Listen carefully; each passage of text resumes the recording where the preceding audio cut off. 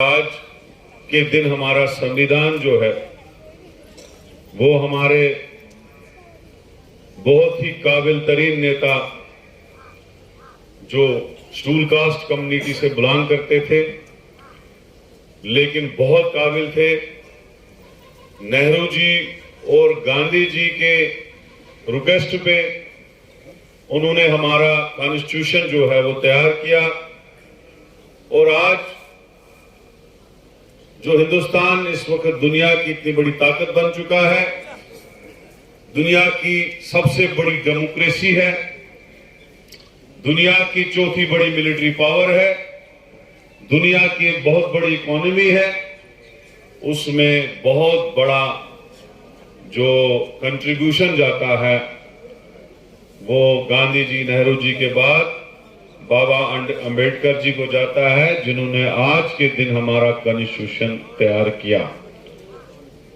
लेकिन बदकिस्मती से हमारा जो कॉन्स्टिट्यूशन है उसको रौंदा गया। बीजेपी के इस 8 साला शासन में उसको बर्बाद किया गया। आपने देखा कि किस तरीके से एमएलएओं की खरीदो फरोख्त की जा रही है। आपने देखा कि किस तरीके से डिलिमिटेशन कमीशन जम्मू कश्मीर में बना और किस तरीके से इन्होंने कॉन्स्टिट्यूंसियां जो है बनाई, जहां डिजर्व करती थी कॉन्स्टिट्यूंसियां वहां नहीं बनाई, और जहां एक की अपनी मर्जी थी कॉन्स्टिट्यूंसी बनाने की वहां बना ली।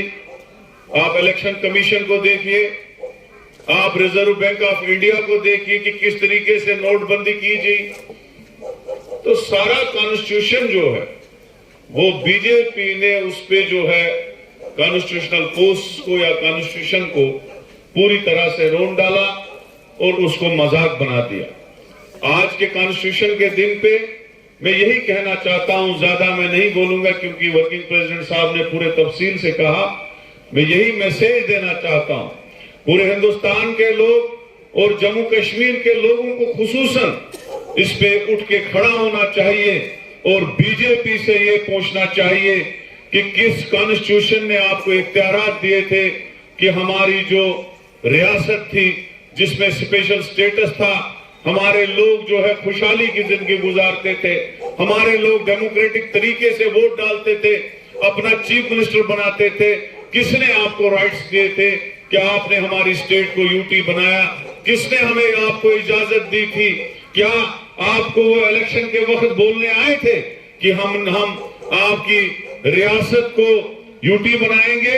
अगर ये बात उन्होंने जलसों में कही होती, इलेक्शन में कही होती, मुझे नहीं लगता है कि जम्मू कश्मीर में उनको कोई वोट देता, उनको कोई सीट देता, उनको कोई उनकी तरफ जाता। लेकिन बीजेपी ने हमारे लोगों के साथ मजाक किया, हमारे वोट का गलत इस्तेमाल किया।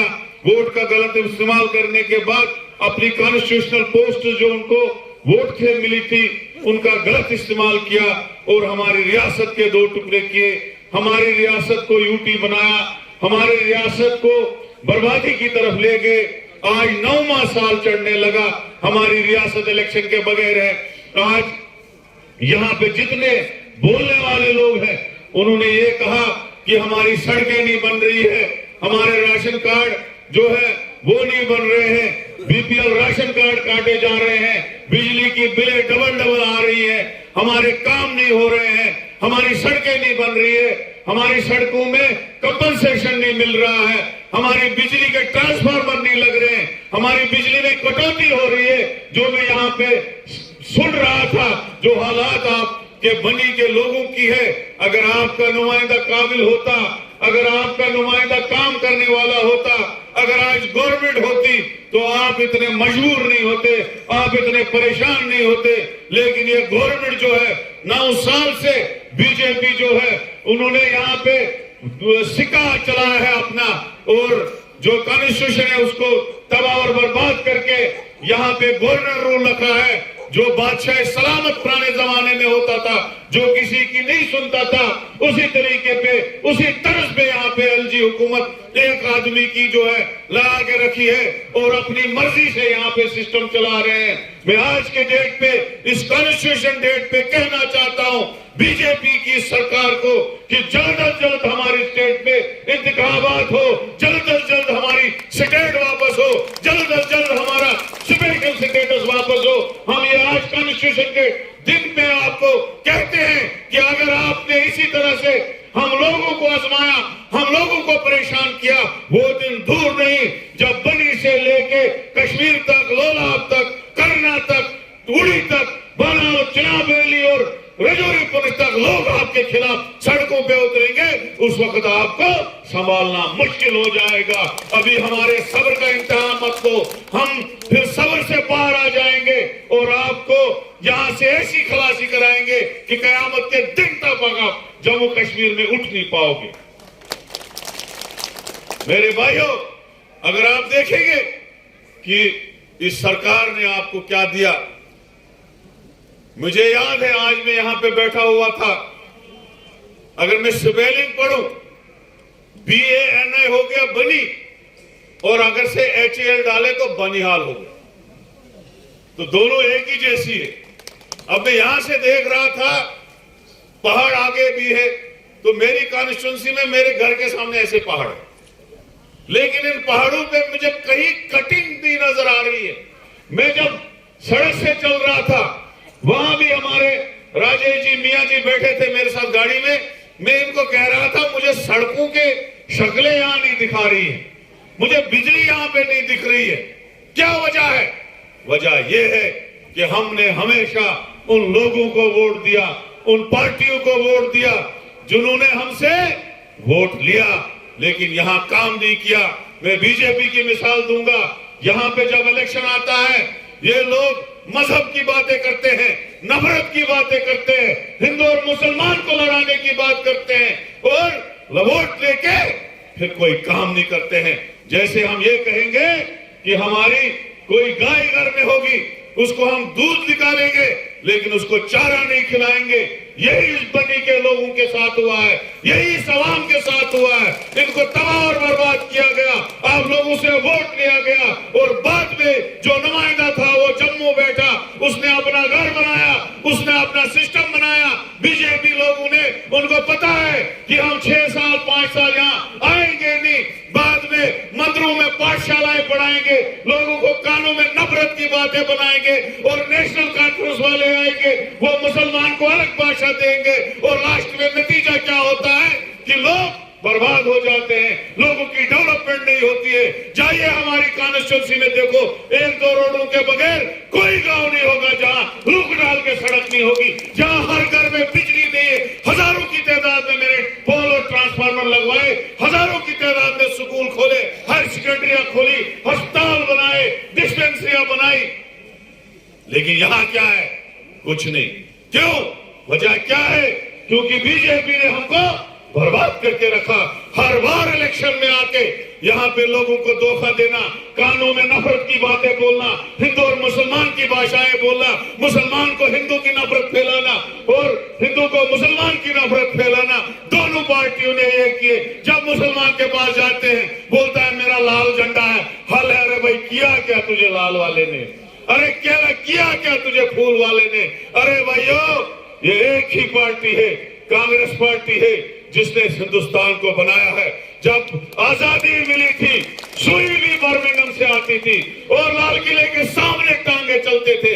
आज जहाज चलते हैं, आज 4 लेन बन रहे हैं, आज 6 लेन बन रहे हैं, आज एम्स है, आज IIT है, आज IIM है, आज जो है न्यूक्लियर पावर हिंदुस्तान है। वजह क्या है?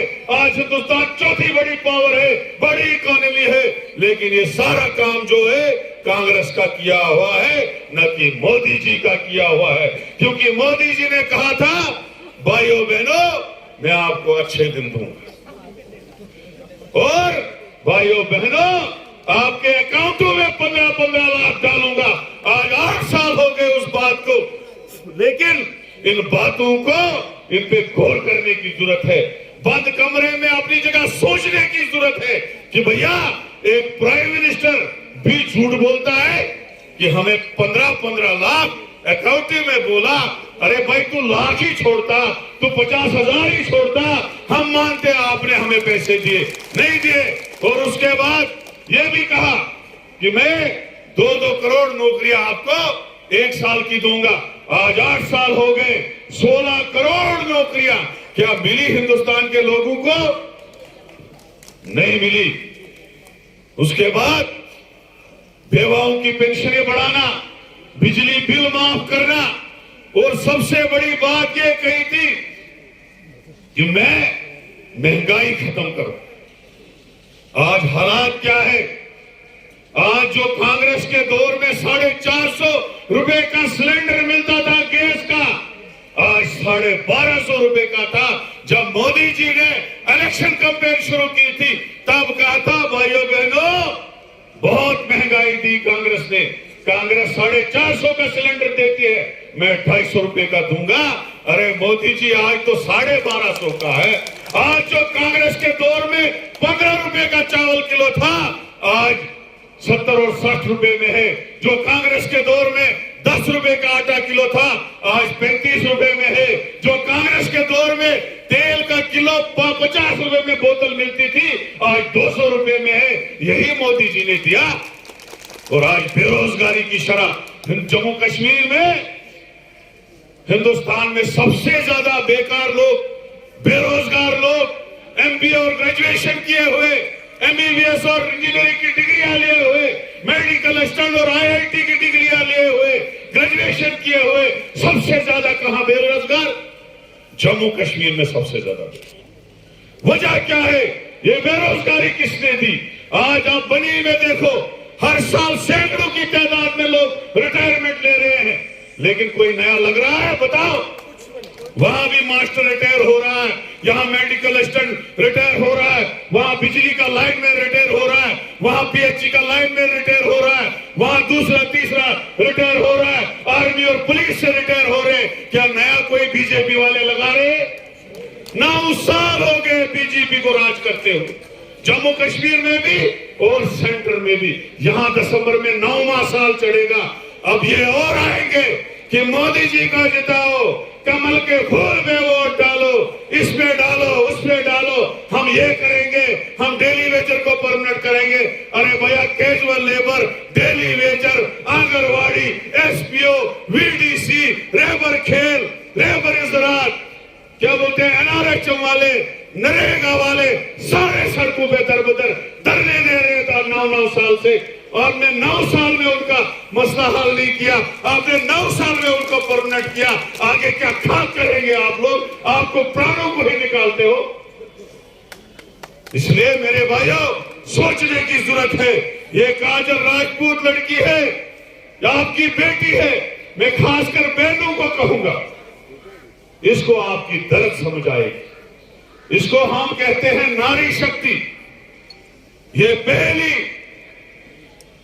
जो कॉन्स्टिट्यूंसी है जहां हम आज ओपन डिक्लेयर करते हैं कि हमारा नया इलेक्शन जो है काजल राजपूत लड़ेगी और इंशाल्लाह जीत जाएगी भारी तादाद से। जिस हिसाब से आपका मैंने मोहब्बत और लगन देखा और जोश देखा, इसलिए मेरे भाइयों ये हिंदू मुसलमान सिख ईसाई और खासकर ये लड़की राजपूत है।